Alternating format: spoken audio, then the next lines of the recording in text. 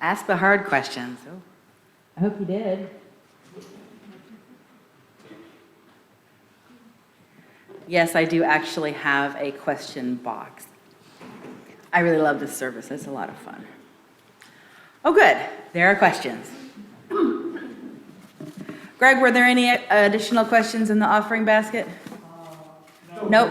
Okay, cool. All right, well, without any further ado, I will begin.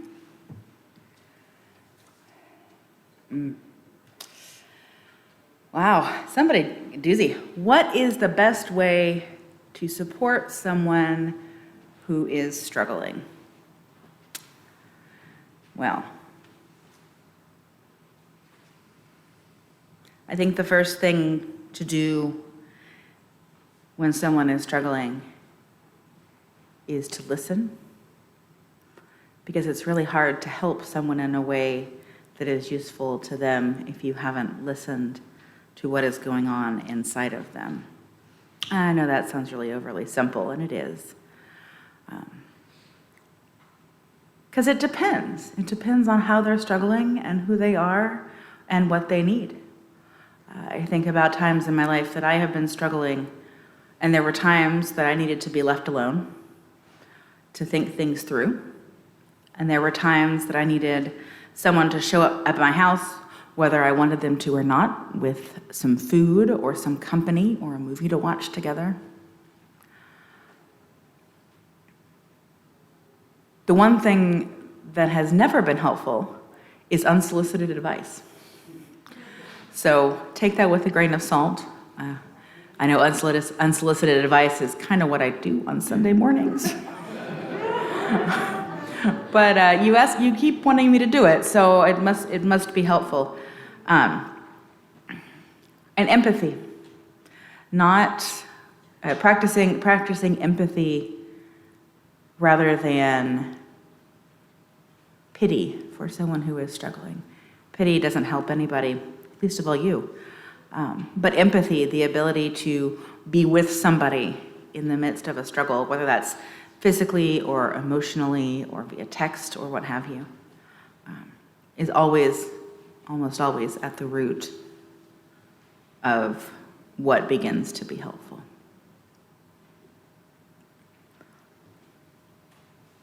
It's a big question.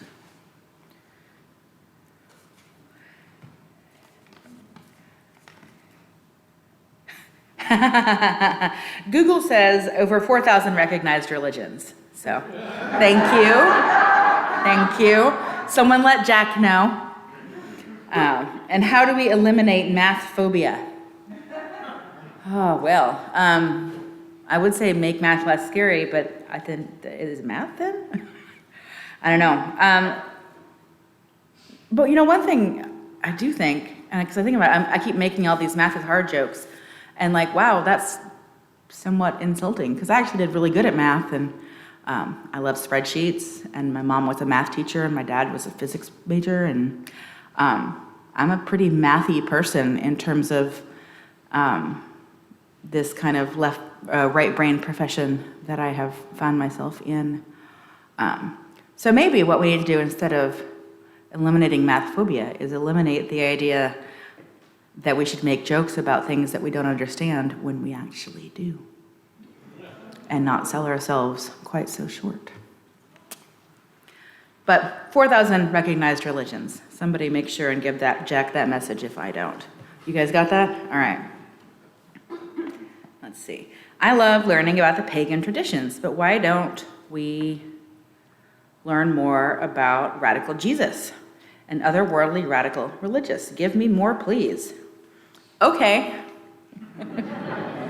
Why don't we learn more about rational Jesus? Rational or radical? Radical, okay. I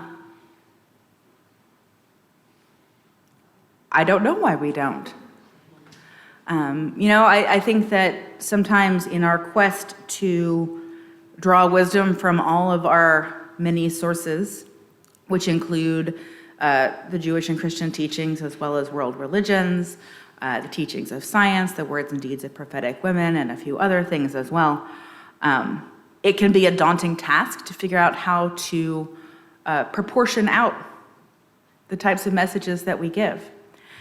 And I think it's true not just here, but in many UU congregations, that the source of our living tradition that we sometimes pay the least attention to is the one that we are most closely linked to historically, which is liberal Christianity.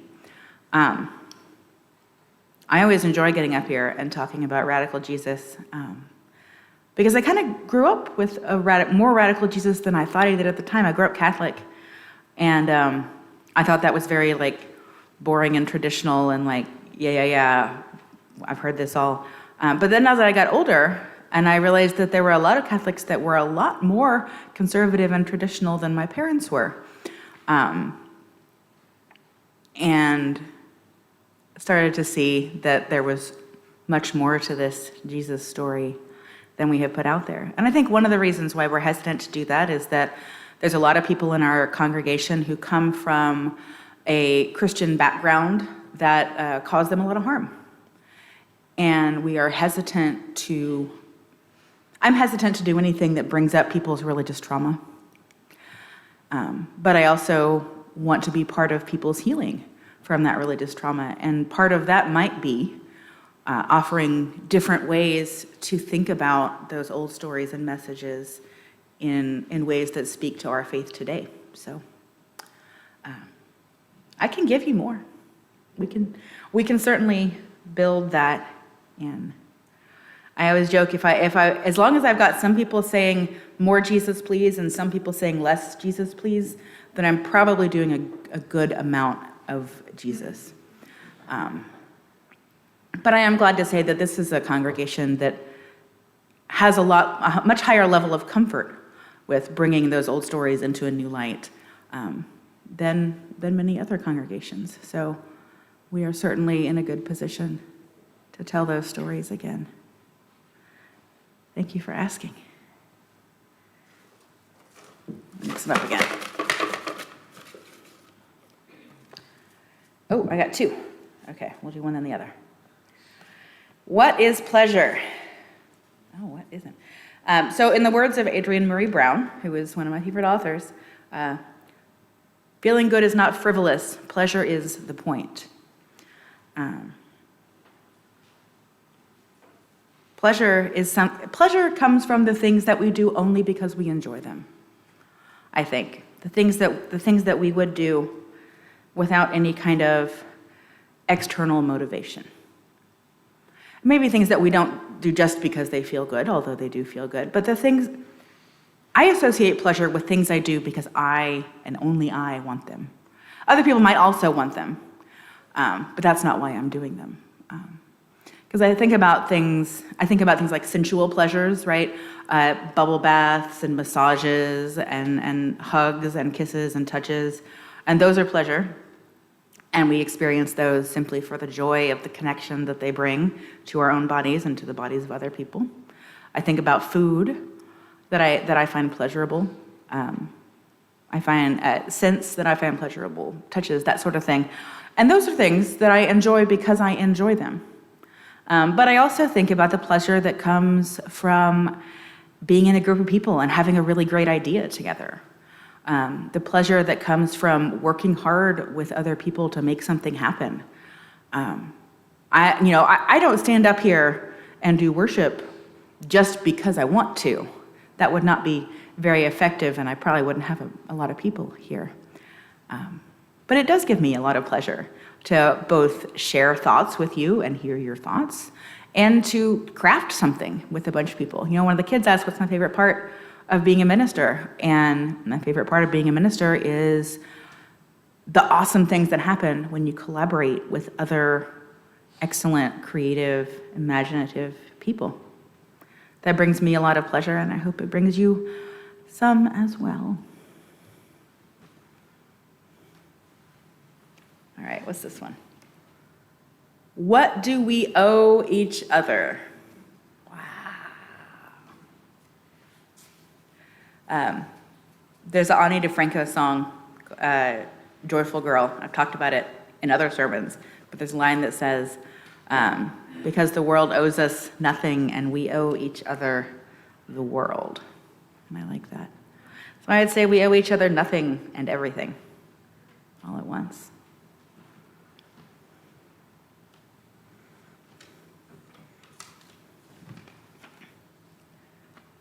How did you gravitate to becoming a UU minister?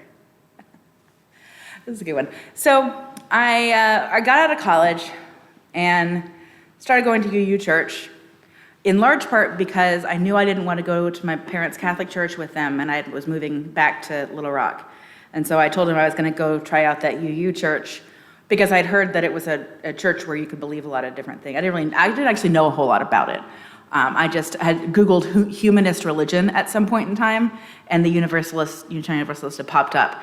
And so I told my mom that's where I was going, and then I ended up getting an apartment at a complex right next door to the UU church in Little Rock, so I felt like it took me 6 months to get there next door, but so that was how it started. And I fell in love. I'm a dyed-in-the-wool church lady. I come by it honest. My dad worked for the church for a while. My mom did every volunteer job you could do at a church.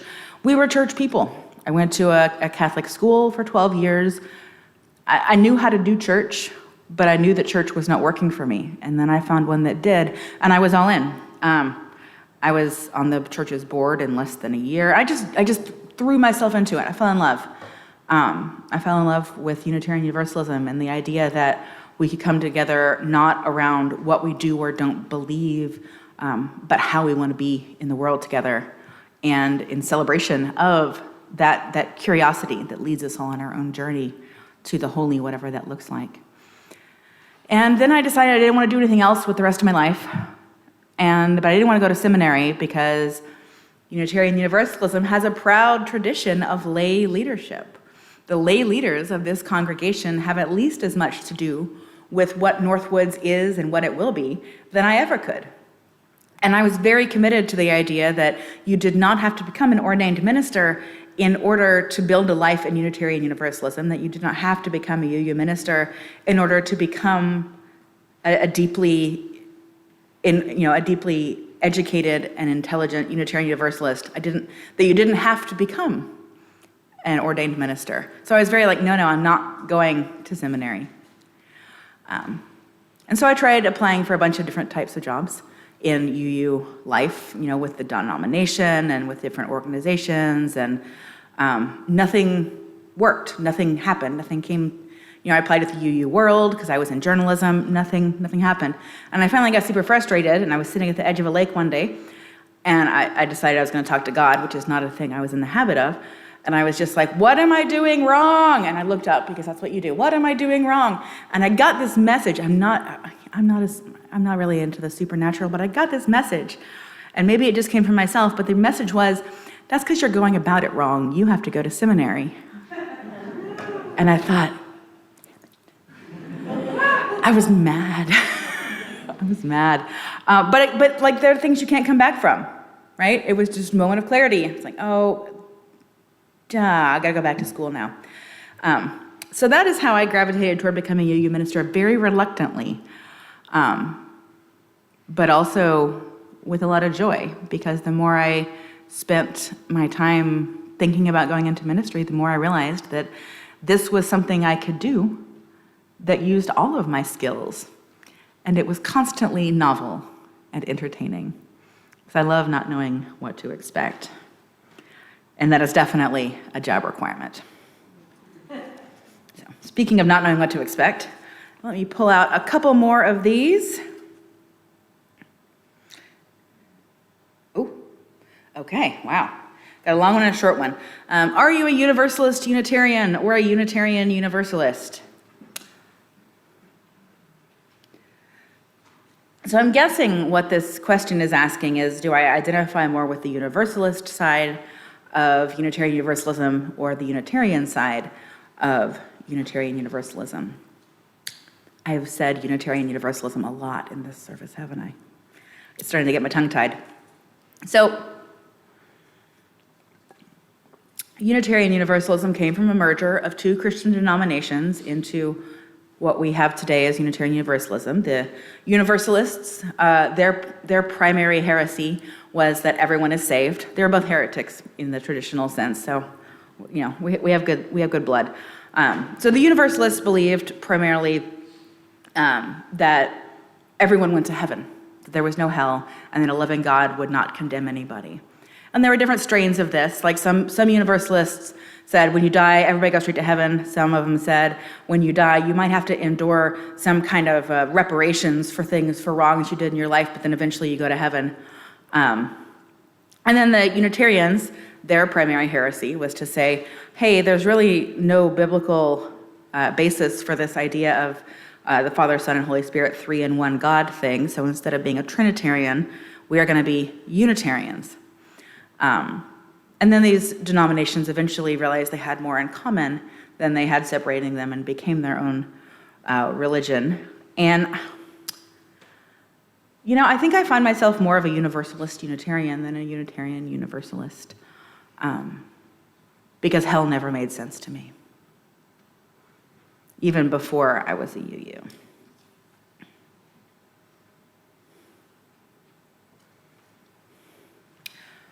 Okay. I got as far as the dream of democracy, and I said, I'm going to answer the other one first. The dream of democracy was made possible by a bloody revolution. Tens of millions of lives would have been saved if someone had assassinated Hitler. In 22 America, is violence ever acceptable? Yes. Yes. Yes. I think until we live in a world where there is no threat to our lives, there will always be a place for violence. I like to think that violence is never the answer, but I know that that is a function of my privilege, because I have lived in a world where it's never had to be an answer for me. Would I go back in time and shoot Hitler? Maybe. The Doctor Who shows up in his TARDIS. I would love to have that option before me, although I might want to go somewhere fun first. And my hesitation has more to do with the butterfly effect of what kind of world would we create after that. But the question is violence ever acceptable? I think most folks understand a world in which violence and protection of yourself or another vulnerable human is understandable. But I think the proactive violence is a little bit harder to stomach. Is it ever just to invade a country that has not invaded you? Is it ever just to injure someone who has not injured you? And that's a lot harder to say yes to. And sometimes, even when we say yes, we are not comfortable with the idea. I hope to live in a world where that kind of violence is never uncomfortable. But I doubt I will ever live in a world where it is not acceptable.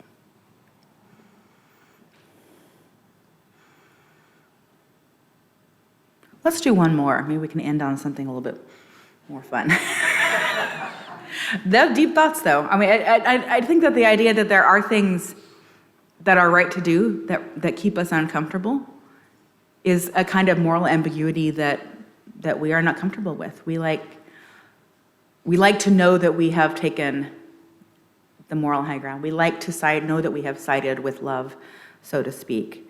And when you're faced with a decision that is both right and uncomfortable, that's hard. But just because it's uncomfortable does not mean that it's wrong.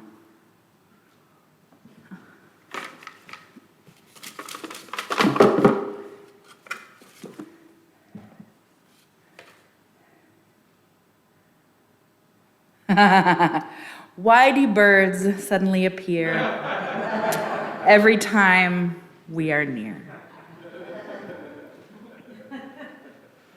Because we are made of birdseed.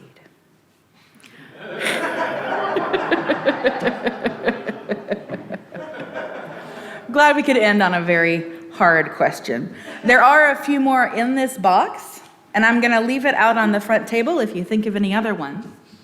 And I will, maybe in some future newsletter columns or other venues, try to answer them all.